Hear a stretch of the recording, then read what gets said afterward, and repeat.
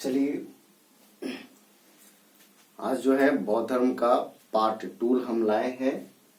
इससे पहले एक वीडियो हम दे चुके हैं, तो जो आज इस वीडियो को सर्वप्रथम देख रहे हैं तो कृपया करके इससे पहले वाले वीडियो देख लीजिए, उसके बाद इसको देखिएगा। तो चलिए, इस वीडियो को स्टार्ट करने से पहले अगर आप मेरे चैनल पे नए हैं तो कृपया चैनल के सब्सक्राइब के लाल बटन दबा करके चैनल को सब्सक्राइब कर लें और बेल आइकन को भी दबा दें, ताकि जो भी मैं वीडियो डालूं तो सबसे पहले आप तक पहुंचे। तो चलिए वीडियो को स्टार्ट करते हैं। तो देखिए, लिखा हुआ है बुद्ध का उपदेश। बुद्ध के उपदेश।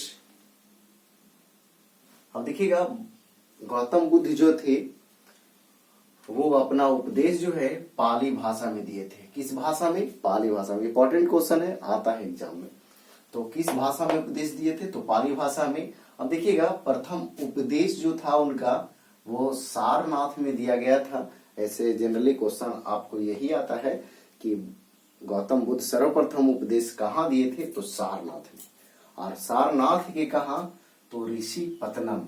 ऋषि पतनम में, या कहीं कहीं आपको लिखा हुआ रहता है ऋषि पतन। ऋषि पतन, ठीक है। तो प्रथम उपदेश जो है सारनाथ के ऋषि पतनम में दिए थे गौतम बुद्ध। और वो कौंडिन्य सहित 5 ब्राह्मण को, कौंडिन्य सहित 5 ब्राह्मण को, यानी 5 ब्राह्मण थे, उसमें एक प्रमुख थे कौंडिन्य, ठीक है। अब देखिएगा, इस घटना को यानी प्रथम उपदेश की घटना को क्या कहा जाता है? तो ये इंपॉर्टेंट क्वेश्चन है। क्या कहा जाता है? तो धर्म चक्र प्रवर्तन। धर्म चक्र प्रवर्तन, ये जो है बहुत ही इंपॉर्टेंट क्वेश्चन है। तो चलिए आगे बढ़ते हैं। अब देखिएगा, प्रथम उपदेश में उन्होंने क्या दिए थे? तो 4 आर्य सत्य। 4 आर्य सत्य दिए थे। अब देखिए, ये क्या है 4 आर्य सत्य? तो देखिए, पहला क्या है? विश्व में केवल दुख है, या फिर कह सकते हैं विश्व दुखों से भरा हुआ है। विश्व में केवल दुख है या विश्व दुखों से भरा हुआ है। यह बात जो है गौतम बुद्ध उपनिषद से लिए थे। किससे लिए थे? उपनिषद से। ये क्वेश्चन है, आता है कि विश्व में केवल दुख है या फिर विश्व दुखों से भरा है, गौतम बुद्ध कहाँ से लिए थे? तो इसका आंसर होता है उपनिषद से, ठीक है। अब देखिए, दूसरा है दुख का कारण इच्छा है या तृष्णा। यानी दुख का कारण क्या है? आप किसी पे इच्छा कर रहे हैं, वही जो है दुख का कारण है। अब देखिए, इच्छा को समाप्त करके दुख को समाप्त किया जा सकता है। यानी इच्छा को समाप्त करके दुख को समाप्त किया जा सकता है। जैसे चाह हम लोग का कि नहीं फलना चीज होना चाहिए, गाड़ी होना चाहिए, बंगला होना चाहिए, तो ये चाह है। इसको अगर आप त्याग कर सकते हैं तो इसके बाद जो है इसको त्याग करके दुख को जो है समाप्त किया जा सकता है। अगला क्या है? इच्छा की समाप्ति। इच्छा की समाप्ति जो है ये कैसे होगा? जैसे यहाँ तो हुआ कि इच्छा को समाप्त करके दुख को समाप्त किया जा सकता है। अब जो है इच्छा को कैसे समाप्त किया जा सकता है? तो अष्टांगिक मार्ग पर चलकर, अष्टांगिक मार्ग पर चलकर जो है इच्छा को समाप्त किया जा सकता है, ठीक है। अब देखिए, प्रथम उपदेश सारनाथ में, सर्वाधिक उपदेश श्रावस्ती में। बहुत ही इंपॉर्टेंट क्वेश्चन है। गौतम बुद्ध ने सर्वाधिक उपदेश कहाँ दिए थे? तो श्रावस्ती में। ये जो है कोसल गणराज्य यानी कोसल महाजनपद की राजधानी है श्रावस्ती। और वही जो है सबसे अधिक बार यानी सर्वाधिक बार जो है गौतम बुद्ध उपदेश दिए थे। जैसे इसके पीछे थोड़ा सा एक कहानी हम आपको बताते हैं ताकि उसके बहाने आपको याद हो जाए। आपको पता है कि कौशल नरेश थे प्रसेनजीत, और उन्हीं के दरबार में, उन्हीं के राज्य में रहते थे अंगुलीमाल डाकू।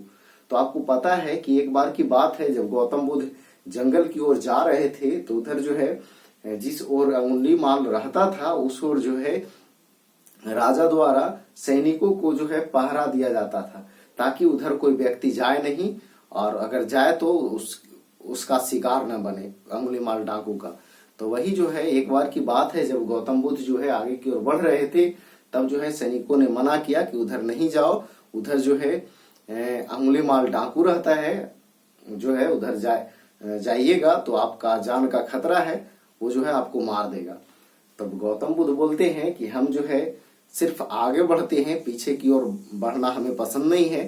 तो कितनों अधिक जो है मना करने के बाद भी, यानी कि वो सैनिक था, वो बिल्कुल प्रयास किया कि ये घुर जाए, लेकिन वो जो है न माने और अंततः जो है वो अंगुलीमाल की ओर बढ़ते हैं। और बढ़ते हैं तभी जो है अंगुलीमाल देखता है कि कोई आ रहा है। तब जो है अंगुलीमाल बोलता है कि ठहर जाओ। जैसे आप पढ़े होंगे शायद 5 क्लास में एक कहानी था, तोड़ो नहीं जोड़ो, तो उसी में ये पढ़ना था। तो देखिए उस समय जो है वो अंगुलीमाल बोलता है ठहर जाओ, तो उसके बावजूद वो नहीं रुकते हैं, आगे बढ़ते रहते हैं। तो वो फिर बोलता है कि बोले नहीं कि ठहर जाओ। तब जो है उसके पास आते हैं अंगुलीमाल डाकू के पास। वो बोलते हैं, अंगुलीमाल सोचा कि लगता है कि ये कौन सा आदमी है, ये डर ही नहीं रहा है, और सभी जो है हमारा नाम सुनते ही भागने लगता था। तब होता क्या है कि फिर जो है अंगुलीमाल डाकू के पास वो आते हैं, बोलते हैं कि ठीक है, तुमको मन है जो करना है, हमको काटना है काट देना, लेकिन हमरा जो है एक बात को जो है एक आखिरी इच्छा पूरा कर दो। तभी जो है वो गौतम बुद्ध बोलते हैं कि वो टहनी तोड़ करके लाओ। तो पेड़ का टहनी तोड़ करके लाता है, और फिर क्या है कि गौतम बुद्ध बोलते हैं कि जोड़ो, अब जहां से तोड़ के लाया वहीं लगा दो। तब जो है वो गौतम बुद्ध को वो अंगुलीमाल डाकू कहता है कि ये कैसे हो सकता है। तो उसी में जो है फिर कहते हैं गौतम बुद्ध कि जब तुम किसी को रक्षा नहीं कर सकते हो तो किसी को जान क्यों लेते हो। तभी जो है उसी बात से प्रभावित होकर जो है अंगुलीमाल डाकू फिर जो है उनका शिष्य बन जाता है गौतम बुद्ध का, और फिर जो है वो राज्य में शांति हो जाता है। तो वही जो है प्रसेनजीत जो है को पता चलता है कि ये महात्मा जो हैं ये अपने बस में उनको कर लिए हैं। तब जो है वो बुलाते हैं दरबार में और वो प्रवचन करवाते हैं। तो प्रवचन अच्छा सबको लगा, तो इसीलिए जो है वो बार बार जो है उनका प्रवचन वहां रखते थे श्रावस्ती में, कि ताकि लोगों का कल्याण हो। तो यही था माजरा, यानी कि सर्वाधिक उपदेश का। ठीक है, तो सर्वाधिक उपदेश जो है कहाँ दिया गया था, तो श्रावस्ती कौशल की राजधानी में। अब देखिए अंतिम उपदेश जो है देवरिया में दिया गया था। ये गौतम बुद्ध अपना अंतिम उपदेश कहाँ दिए थे, देवरिया में। ये कहाँ पड़ता है, कुशीनगर यूपी में, कुशीनगर यूपी में। अब देखिए अगला है बौद्ध संघ की स्थापना। ये सारनाथ में किया गया था। बौद्ध संघ की स्थापना जो है सारनाथ में किया गया था। इस संघ का उद्देश्य क्या था, तो बौद्ध धर्म का प्रचार करना, बौद्ध धर्म का प्रचार करना उद्देश्य था। अब देखिए फिर क्या हुआ, संघ में शामिल होने के लिए, संघ में जिसे ये संघ का स्थापना हुआ सारनाथ में बौद्ध धर्म के प्रचार के लिए, तो संघ में शामिल होने के लिए गृहस्थ जीवन का त्याग, गृहस्थ जीवन का त्याग करने का मतलब कि आप गृहस्थ जीवन व्यतीत करते हुए इसमें आप शामिल नहीं हो सकते हैं। आपको गृहस्थ जीवन का पारिवारिक मोह ममता सुख को त्याग करके और इसमें जाना होगा। और न्यूनतम आयु जो है 15 वर्ष। ये वाला जो है इंपॉर्टेंट क्वेश्चन है, आता है एग्जाम में। यानी बौद्ध संघ में शामिल होने के लिए न्यूनतम आयु कितना, तो 15 वर्ष। अब देखिएगा उसके अलावा भी जो है माता पिता के बिना अनुमति से जो है इसमें शामिल नहीं किया जाता था। कहने का मतलब ये बौद्ध संघ में शामिल होना है तो पहला तो गृहस्थ जीवन को त्याग करना, दूसरा है कि न्यूनतम आयु 15 वर्ष, और तीसरा है कि माता पिता के बिना अनुमति से उसमें शामिल नहीं किया जाता था। जिनको शामिल होना है उनके माता पिता अगर बोलेंगे कि हाँ ये शामिल हो सकता है, अनुमति दे देंगे, तभी जो है वो इसमें शामिल होते थे। अब देखिए उसमें कुछ ऐसे लोग होते थे जिनको नहीं शामिल किया जाता था, जैसे अस्वस्थ यानी कह सकते बीमार, फिर जो है शारीरिक विकलांग यानी कि कोई अंग से विकलांग है उसको भी, और ऋणी को या सैनिक को और दासों को। ये 1 2 3 4 5 ये 5 तरह के लोग होते थे जिनको जो है इस संघ में जो है शामिल नहीं किया जाता था। अब देखिए प्रारंभ में इसमें महिलाओं को भी प्रवेश वर्जित था। कहने का मतलब कि प्रारंभ में बौद्ध संघ में महिलाओं का प्रवेश नहीं होता था, लेकिन आनंद के कहने पर ही, क्वेश्चन है किनके कहने पर, आनंद के कहने पर, आनंद जो थे गौतम बुद्ध के प्रिय शिष्य थे, तो आनंद के कहने पर बाद में महिलाओं को शामिल किया गया। और शामिल होने वाली प्रथम महिला यानी बौद्ध संघ में शामिल होने वाली प्रथम महिला जो थी महाप्रजापति गौतमी, जो कि गौतम बुद्ध के मौसी या बीमाता या फिर सौतेली माँ। तो यही जो है बौद्ध संघ में शामिल होने वाली प्रथम महिला थी। अब देखिए बौद्ध धर्म का विभाजन, बौद्ध धर्म का विभाजन जो है चतुर्थ बौद्ध संहिता में हुआ था। इंपॉर्टेंट क्वेश्चन है। बौद्ध धर्म का विभाजन जो है चतुर्थ बौद्ध संहिता में हुआ था, और कितने भाग में, तो 2 भाग में। अब देखिए यहां से क्वेश्चन जो है आपको इस तरह से भी पूछ सकता है, बौद्ध धर्म का विभाजन जो हुआ था चतुर्थ बौद्ध संहिता में हुआ था, ये कहाँ हुआ था, तो आपको बताएंगे कि ये चतुर्थ बौद्ध संहिता जो है कुंडलवन जम्मू कश्मीर में हुआ था। और उस समय शासक जो थे कनिष्क थे, और वसुमित्र की अध्यक्षता में वो चतुर्थ बौद्ध संहिता हुआ था। और उसी में जो है बौद्ध धर्म का विभाजन हुआ था 2 भाग में, पहला हीनयान और दूसरा महायान। तो देखिए हीनयान जो थे वो पुराने विचारों को मानते थे, और इसमें हीनयान में बुद्ध के प्रतीक का पूजा किया जाता था, प्रतीक, बुद्ध के प्रतीक का पूजा किया जाता था। जबकि महायान में नए विचारों को शामिल किया गया था, और इसमें बुद्ध की मूर्ति का पूजा होता था। किसमें, महायान में। महायान में बुद्ध की मूर्ति का पूजा होता था, और हीनयान में पुराने विचारों यानी को शामिल किया गया था और प्रतीक का पूजा होता था। तो देखिए आपको याद करने के लिए एक उपाय बताते हैं। प्रतीक, प्रतीक का मतलब पुराना। देखिए प से प्रतीक और प से पुराना, तो हीनयान और महायान। तो हीनयान, महायान के मतलब नया वाला, महान वाला, नया वाला है ना। तो हीनयान मतलब पुराना वाला, और पुराना वाला तो प से प्रतीक का पूजा, और महायान यानी महान वाला, तो महान वाला तो नए विचार यानी नया वाला, और नया वाला में मूर्ति का पूजा। जैसे अभी हम लोग वर्तमान में जो है, जैसे कोई भी पूजा आता है तो हम लोग मूर्ति पूजा करते हैं, ठीक है। तो महायान में नए विचारों को शामिल किया गया, और उसमें बुद्ध की मूर्ति का पूजा होता था। अब देखिए महायान जो है 2 भाग में विभाजित था, शून्यवाद और विज्ञानवाद। अब देखिए शून्यवाद के संस्थापक नागार्जुन, बहुत ही इंपॉर्टेंट क्वेश्चन है। शून्यवाद का संस्थापक नागार्जुन हमेशा एग्जाम में आता है। अब देखिए नागार्जुन को क्या कहते हैं, तो भारत का आइंस्टीन कहते हैं। भारत का आइंस्टीन किसको कहते हैं, तो नागार्जुन को। और इन्होंने सापेक्षता का सिद्धांत काफी वर्णन किया था। ऐसे मुख्य रूप से सापेक्षता का सिद्धांत का वर्णन जो है आइंस्टीन ने किया था, लेकिन इनको जो है ये भी सापेक्षता का सिद्धांत में मदद किए थे, यानी कि सिद्धांत दिए थे, इसलिए जो है इनको भारत का आइंस्टीन कहा जाता है। अब देखिए विज्ञानवाद, इसका संस्थापक जो थे मैत्रेय नाथ थे। विज्ञानवाद यानी महायान के विज्ञानवाद का संस्थापक मैत्रेय नाथ थे, और इनको योगाचार्य कहते थे। इनको योगाचार्य कहते थे, या फिर योगाचार्य भी कह सकते हैं, कोई दिक्कत नहीं है, वही बात है। तो एक बार फिर से उसके बाद इसको समाप्त करेंगे। बुद्ध के उपदेश तो किस भाषा में, पाली भाषा में। प्रथम उपदेश सारनाथ के ऋषिपत्तनम में, और कौंडिन्य सहित 5 ब्राह्मण को, और इस घटना को यानी प्रथम उपदेश की घटना को धर्मचक्र परावर्तन कहते हैं। प्रथम उपदेश में 4 आर्य सत्य दिया गया था। उसमें विश्व में केवल दुख है, या विश्व जो है दुखों से भरा हुआ है, इसको गौतम बुद्ध जो है उपनिषद से लिए थे। और अगला जो है दुख का कारण इच्छा है या तृष्णा है, और इच्छा को समाप्त करके दुख को समाप्त किया जा सकता है, और इच्छा की समाप्ति अष्टांगिक मार्ग पे चल कर किया जा सकता है।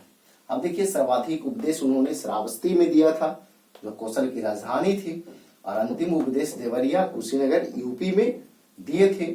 बौद्ध संघ और इसका स्थापना जो है सारनाथ में किया गया था, और मुख्य रूप से बौद्ध धर्म के प्रचार के लिए, और इसमें शामिल होने के लिए गृहस्थ जीवन का त्याग करना होता था।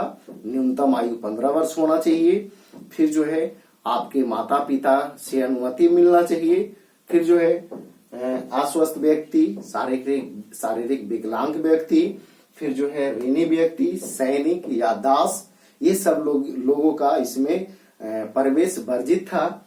और प्रारंभ में जो है महिलाओं को प्रवेश नहीं करने दिया जाता था, लेकिन बाद में फिर आनंद के कहने पर जो है इसमें बौद्ध संघ में महिलाओं को शामिल किया गया था। और शामिल होने वाली प्रथम महिला जो थी महाप्रजापति गौतमी थी। अब देखिए बौद्ध धर्म के विभाजन जो है चतुर्थ बौद्ध संगति जो कि ये हुआ था ईस्वी के प्रथम शताब्दी में, और कनिष्क के काल में। इसी समय जो है बौद्ध धर्म में दो भाग में बट गया था, हीनयान और महायान। तो हीनयान जो थे पुराने विचारों को मानते थे और महायान जो थे नए विचारों को मानते थे।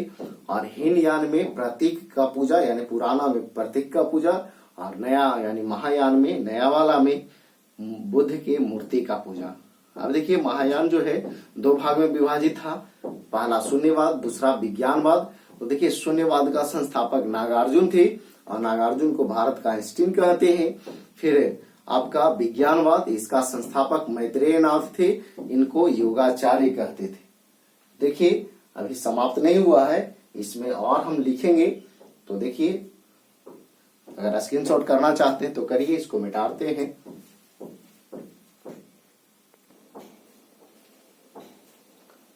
तो चलिए आगे बढ़ते हैं बौद्ध धर्म के त्रिरत्न के बारे में। तो बौद्ध धर्म का त्रिरत्न क्या है, बहुत ही इंपॉर्टेंट है, ये आता है एग्जाम में, बुद्ध, धम्म और संघ। देखिए क्वेश्चन कैसे आएगा, क्वेश्चन दे देगा कि बौद्ध धर्म के त्रिरत्न इनमें से कौन सा है, एक इसमें से रहेगा और 3 अदर रहेगा। या फिर कहेगा बौद्ध धर्म का त्रिरत्न निम्न में से कौन नहीं है, तो 3 रहेगा, ये बुद्ध, धम्म, संघ, और एक दूसरा चीज रहेगा। तो इस तरह से आपको छांटना है। तो चलिए देखिए आगे देखिएगा, मृत्यु, गौतम बुद्ध का मृत्यु जो है 483 ईसा पूर्व में 80 वर्ष की अवस्था में हो जाता है। 483 ईसा पूर्व में 80 वर्ष की अवस्था में देवरिया यूपी में हो जाता है। देवरिया यूपी में चुंद द्वारा अर्पित भोजन के कारण, कहने का मतलब चुंद कोई व्यक्ति का नाम है, वो जो है खीर बनाए थे गौतम बुद्ध के लिए, और उसी में जो है उसी को खाने से जो है अर्पित भोजन के द्वारा ही जो है उनका मृत्यु हो जाता है गौतम बुद्ध का। देवरिया यूपी में 483 ईसा पूर्व में 80 वर्ष की अवस्था में। तो इंपॉर्टेंट क्वेश्चन है, मृत्यु कब हुआ था, 483 ईसा पूर्व में 80 वर्ष की अवस्था में देवरिया यूपी में, अचुंद द्वारा अर्पित भोजन के कारण। अब देखिए मृत्यु की घटना को क्या कहते हैं, महापरिनिर्वाण। बहुत ही इंपॉर्टेंट क्वेश्चन है, मृत्यु की घटना को क्या कहते हैं, तो महापरिनिर्वाण कहते हैं। अब देखिए बौद्ध धर्म से खास बिंदु, बहुत ही इंपॉर्टेंट क्वेश्चन इधर शामिल है, जो भी है सब क्वेश्चन है। तो देखिएगा बौद्ध धर्म की प्रमुख ग्रंथ जो था वो जातक है और त्रिपिटक है। बौद्ध धर्म के प्रमुख ग्रंथ जातक और त्रिपिटक। अब देखिए जातक जो है उससे बुद्ध के पुनर्जन्म का जानकारी मिलता है, और त्रिपिटक से बौद्ध धर्म का जानकारी मिलता है। बौद्ध धर्म का जानकारी त्रिपिटक से, और बुद्ध के पुनर्जन्म का जानकारी जातक से। अब देखिएगा त्रिपिटक, इसका अर्थ होता है 3 टोकरियां, ठीक है। और त्रिपिटक में 3 पुस्तक को शामिल किया गया है। पहला जो है सूत पिटक, दूसरा विनय पिटक, और तीसरा अभिधम्म पिटक। त्रिपिटक में 3 पुस्तक, सूत पिटक, विनय पिटक और अभिधम्म पिटक। अब देखिएगा सूत पिटक का लेखक आनंद है, विनय पिटक का उपाली है, जबकि अभिधम्म पिटक का ज्ञात नहीं है, अभी तक ज्ञात जो है नहीं है। तो सूत पिटक का लेखक आनंद, विनय पिटक का उपाली और अभिधम्म पिटक का ज्ञात नहीं है।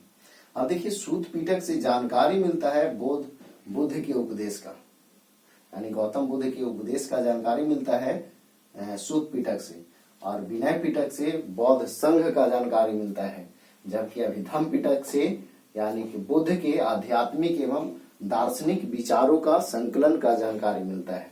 तो देखिए इसको याद कैसे रखेंगे, सुत पिटक, लेखक आनंद और जानकारी बुद्ध के उपदेश का।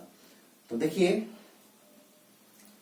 जैसे एक आनंद है, एक व्यक्ति का नाम है आनंद, जो यहाँ लिखा हुआ है। आनंद जो है सूतल सूतल आदेश देता है। जैसे या तो फिर एक छोटा भाई है, हम कुछ दिन पहले वीडियो में हम बताए थे कि एक छोटा भाई है और उसको काम करने कहिएगा तो जैसे धूप में कह दिए तो बोलेगा कि आप कीजिए ना, तो समझ में आ जाएगा। ये बड़ी सुतल सुतल उपदेश दे रहे हैं। तो वही जो है सूते में आनंद आता है, सूते में आनंद आता है और दूसरा के उपदेश देता है। तो सूते में आनंद आ रहा है और दूसरा के उपदेश दे रहा है। तो सुत पिटक का लेखक आनंद और जानकारी बुद्ध के उपदेश का। विनय पिटक का लेखक उपाली और जानकारी बौद्ध संघ का। अभिधम पिटक का लेखक नहीं है और जानकारी आध्यात्मिक एवं दार्शनिक विचारों का संकलन इसमें है। देखिए इसका ज्ञात नहीं है, ठीक है। आगे देखिएगा बौद्ध धर्म का गीता, ये धम्पद, ये पुस्तक है, पुस्तक, ये दोनों जो है पुस्तक है। बौद्ध धर्म का गीता जो है धम्पद को कहा जाता है, जबकि बौद्धों का रामायण जो है बुद्ध चरित को कहते हैं। बौद्धों का रामायण बुद्ध चरित को और बौद्ध धर्म का गीता धम्पद को। धार्मिक जुलूस का प्रारंभ सर्वप्रथम बौद्धों ने किया था, यानी सबसे पहले धार्मिक जुलूस जो है निकाला था कौन, तो बौद्ध धर्म के लोगों ने। अब देखिए बुद्ध के जन्म, ज्ञान प्राप्ति और महापरिनिर्वाण सभी जो है वैशाख पूर्णिमा के दिन हुआ था। इसीलिए जो है वैशाख पूर्णिमा को बुद्ध पूर्णिमा भी कहते हैं। वैशाख पूर्णिमा को बुद्ध पूर्णिमा भी कहते हैं। अब देखिए सर्वाधिक बुद्ध मूर्तियां का निर्माण जो है गंधार शैली में हुआ था। क्वेश्चन है कि सर्वाधिक बुद्ध मूर्तियां का निर्माण जो है गंधार शैली में हुआ था, जबकि बुद्ध की प्रथम मूर्ति का निर्माण जो हुआ था मथुरा शैली, या कहीं कहीं मथुरा कला भी रहेगा। तो बुद्ध की प्रथम मूर्ति का निर्माण मथुरा शैली में, जबकि सर्वाधिक बुद्ध मूर्तियां का निर्माण गंधार शैली में। अब देखिएगा एक और पुस्तक है, यानी बौद्ध धर्म का विश्वकोश, किस पुस्तक को कहते हैं, तो उसका नाम है महाविभाषा सूत्र, या कहीं कहीं शास्त्र भी रहता है, ठीक है। ज्यादा आपको शास्त्र भी मिलेगा, तो महाविभाषा शास्त्र या सूत्र। अब देखिए महाविभाषा सूत्र या शास्त्र का लेखक जो है वसुमित्र है। कौन है? वसुमित्र। अब देखिए बौद्ध धर्म का प्रमुख पर्व जो है सागा दावा। क्या है? सागा दावा। अब देखिए कुछ जो है घटना एवं उनके प्रतीक हैं। तो देखिए गौतम बुद्ध जो है जन्म का प्रतीक है कमल और साण, जन्म का प्रतीक कमल और साण। गृह त्याग का प्रतीक जो है घोड़ा, और ज्ञान प्राप्ति का प्रतीक पीपल, निर्वाण का पद चिन्ह और मृत्यु का स्तूप। देखिए ये सभी इंपॉर्टेंट है, हम वही क्वेश्चन शामिल किए हैं जो इंपॉर्टेंट हो और एग्जाम में आता हो। तो गृह त्याग की जन्म का प्रतीक कमल और साण, गृह त्याग का घोड़ा, ज्ञान प्राप्ति का पीपल, निर्वाण का पद चिन्ह और मृत्यु का स्तूप। अब देखिए बौद्ध धर्म के पूजा स्थल को चैत्य कहते हैं और निवास यानी बौद्ध भिक्षुओं के निवास स्थान को विहार कहते हैं। क्या कहते हैं? विहार। तो चलिए एक बार फिर से इसको रिपीट कर लेते हैं। तो बौद्ध धर्म का त्रिरत्न बुद्ध धम्म संघ, और बुद्ध के मृत्यु जो है 483 ईसा पूर्व में 80 वर्ष की अवस्था में देवरिया यूपी में चुंद द्वारा अर्पित भोजन के कारण हो जाता है। अब देखिए मृत्यु की घटना को क्या कहते हैं? तो महापरिनिर्वाण कहते हैं। बौद्ध धर्म से संबंधित खास बिंदु, तो प्रमुख ग्रंथ जो था जातक और त्रिपिटक। जातक से बुद्ध के पुनर्जन्म का क्वेश्चन आता है, बुद्ध के पुनर्जन्म का जानकारी, और त्रिपिटक से बौद्ध धर्म का जानकारी मिलता है। अब देखिए त्रिपिटक जो है जिसको तीन टोकरियां कहा जाता है, इसका अर्थ होता है तीन टोकरियां, और इसमें शामिल पुस्तक है सुत पिटक, विनय पिटक और अभिधम पिटक। सुत पिटक का लेखक आनंद, विनय पिटक का उपाली और अभिधम पिटक का ज्ञात नहीं है। सुत पिटक से जो है बुद्ध के उपदेश का जानकारी, विनय पिटक से बौद्ध संघ का जानकारी, और अभिधम पिटक से आध्यात्मिक यानी बुद्ध के आध्यात्मिक और दार्शनिक विचारों का जानकारी मिलता है। और बौद्ध धर्म का गीता धम्पद को कहा जाता है। ये दोनों पुस्तक है और यहाँ भी ये पुस्तक है। तो बौद्ध धर्म का गीता धम्पद को और बौद्धों का रामायण जो है बुद्ध चरित को, जबकि धार्मिक जुलूस का प्रारंभ सर्वप्रथम बौद्धों द्वारा किया गया था। और बुद्ध के जन्म, ज्ञान प्राप्ति और महापरिनिर्वाण सभी जो है वैशाख पूर्णिमा के ही हुआ था। इसीलिए वैशाख पूर्णिमा को बुद्ध पूर्णिमा भी कहते हैं। सर्वाधिक बुद्ध मूर्तियां का निर्माण गंधार शैली में, जबकि प्रथम बुद्ध मूर्ति का निर्माण जो है मथुरा शैली में हुआ था। बौद्ध धर्म का विश्वकोश महाविभाषा शास्त्र को कहते हैं और महाविभाषा शास्त्र का लेखक वसुमित्र।